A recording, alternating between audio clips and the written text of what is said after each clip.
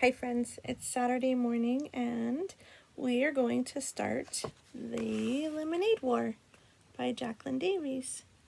This next week on your reading lessons, we are going to be thinking about visualizing while we read, and I thought that it would be good to think about that when we are reading this story. There's a lot of great parts in here where we can visualize what we're reading.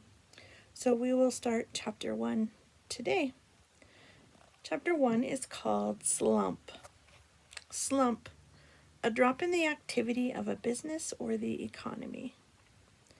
Evan lay on his back in the dark, throwing a baseball up in a straight line and catching it with his bare hands. Thwop, thwop.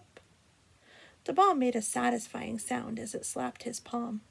His legs flopped in a V, his arms stretched up to the ceiling, and the thought that if he missed he'd probably break his nose made the game just interesting enough to keep going.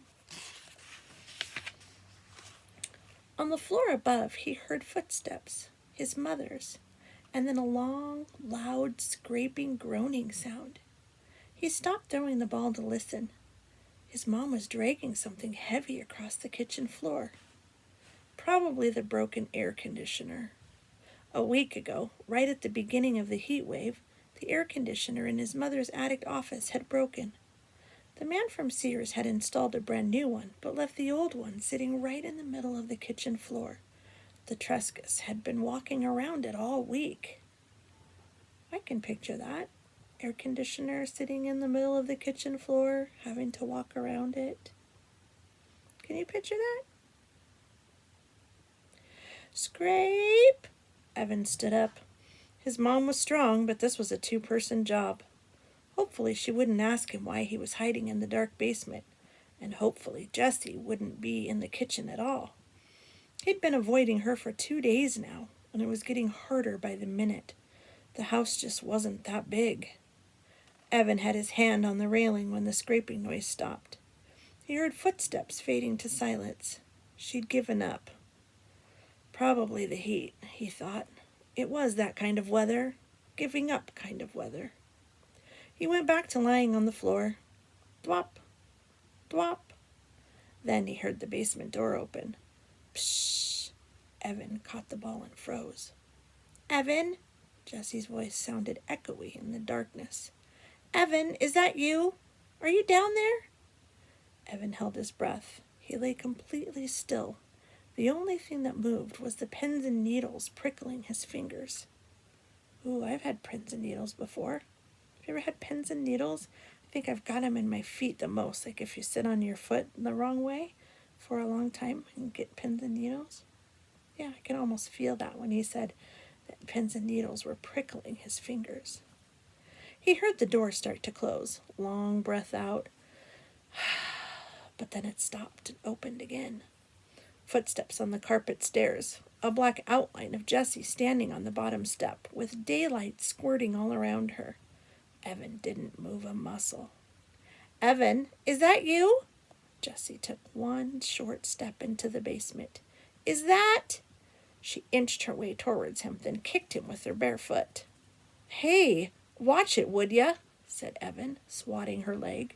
He suddenly felt stupid laying there in the dark. I thought you were a sleeping bag, she said. I couldn't see.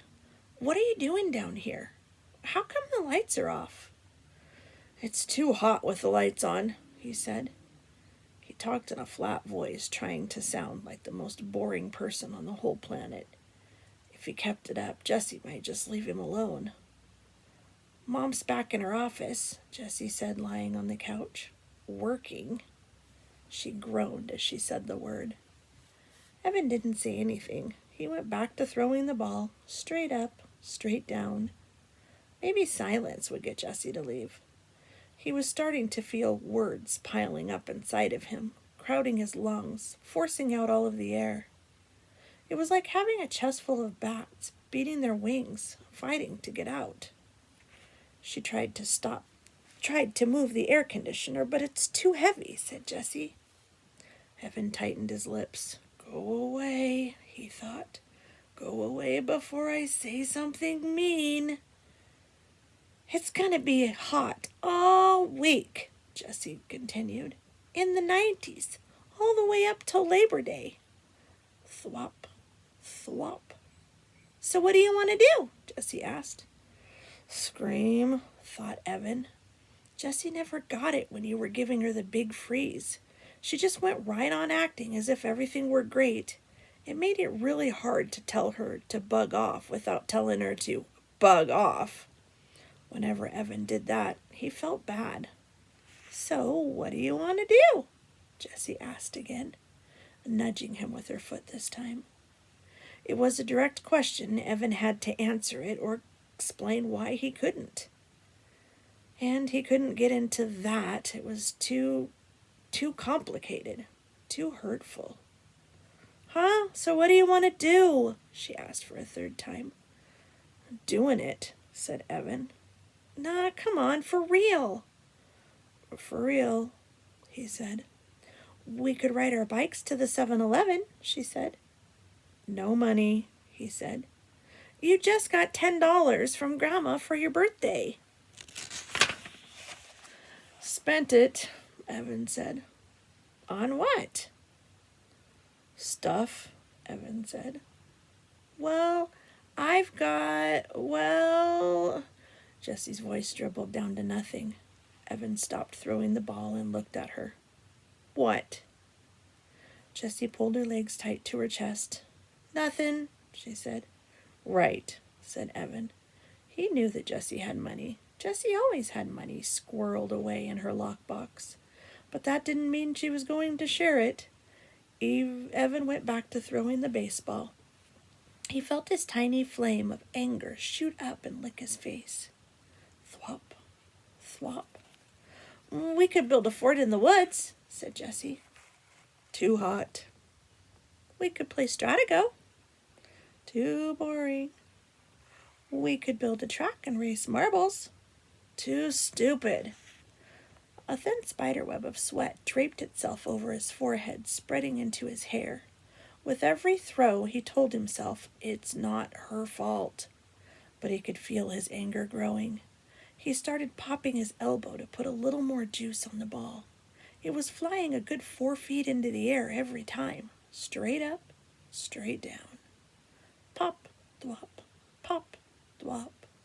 The bats in his chest were going nuts. What is the matter with you? Asked Jessie. You've been so weird the last couple days. Oh man, here they come. I just don't want to play a dumb game like Stratago, he said. You like Stratago. I only picked that because it's your favorite game. I was being nice in case you hadn't noticed. Look, there are only 6 days left of summer, and I'm not going to waste them playing a dumb game. Evan felt his heartbeat speed up. Part of him wanted to stuff a sock in his mouth, and part of him wanted to deck his sister. It's a stupid game, and it's for babies, and I don't want to play a stupid baby game. Pop, thwop, pop, thwop. Why are you being so mean? Evan knew he was being mean, and he hated being mean, especially to her. But he couldn't help it. He was so angry and so humiliated and so full of bats. There was nothing else he could do except alone, and she'd taken even that away from him. You're the genius, he said. You figure it out. Good. That would shut her up for once. Evan watched the ball fly in the air. Is this because of the letter? Jessie asked. Crack! Evan had taken his eyes off the ball for 1 second. Just 1 second, and the ball came crashing down on his nose. Oh. I could feel that probably hurt. Oh, crud! He curled over into his side, grabbing his nose with both hands. There was a blinding, blooming pain right behind his eyes that was quickly spreading to the outer edges of his skull. Do you want some ice? He heard Jessie ask in a calm voice. What do you think? He shouted. Yeah? She stood up. No, I don't want any stupid ice. The pain was starting to go away like a humongous wave that crashes with a lot of noise and spray, but then slowly fizzles away into nothing. Evan rolled to the sitting position. He took his hands away from his nose. With his thumb and his index finger, he started to pinch the bridge. Was it still in a straight line? Ooh, I could picture him doing that, checking his nose. Jessie peered at his face in the dim light. "You're not bleeding," she said. "Yeah, well, it hurts," he said. "A lot." "It's not broken," she said. "You don't know that," he said. "You don't know everything, you know. You think you do, but you don't." "It's not even swollen. You're making a big deal out of nothing." Evan held his nose with one hand and hit his sister's knee with the other. Then he picked up the baseball and struggled to his feet. "Leave me alone. I came down here to get away from you, and you just had to follow. You ruin everything. You ruined my summer, and now you're going to ruin school. I hate you." He got to the bottom of the steps, and he threw the baseball down in disgust. Thud. Wow. That is the end of chapter 1. He is angry about something. Have you ever been angry with a brother or sister, or maybe even your mom or dad, and you just wanted to get away and go hide and have some time to yourself? Yeah, I remember. I had 2 younger brothers when I was growing up, and I remember a couple times when I just wanted to be by myself and away from them. I'm wondering, what do you think he's upset about? She said something about a letter, so that might give us a clue. I wonder, what do you think?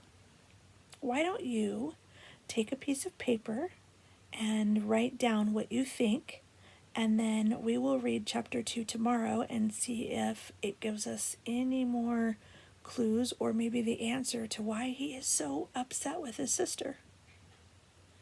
And also, I'm wondering, do you think his sister is older or younger than him? Just a couple things to think about, and we will read chapter 2 tomorrow. Okay, talk to you then.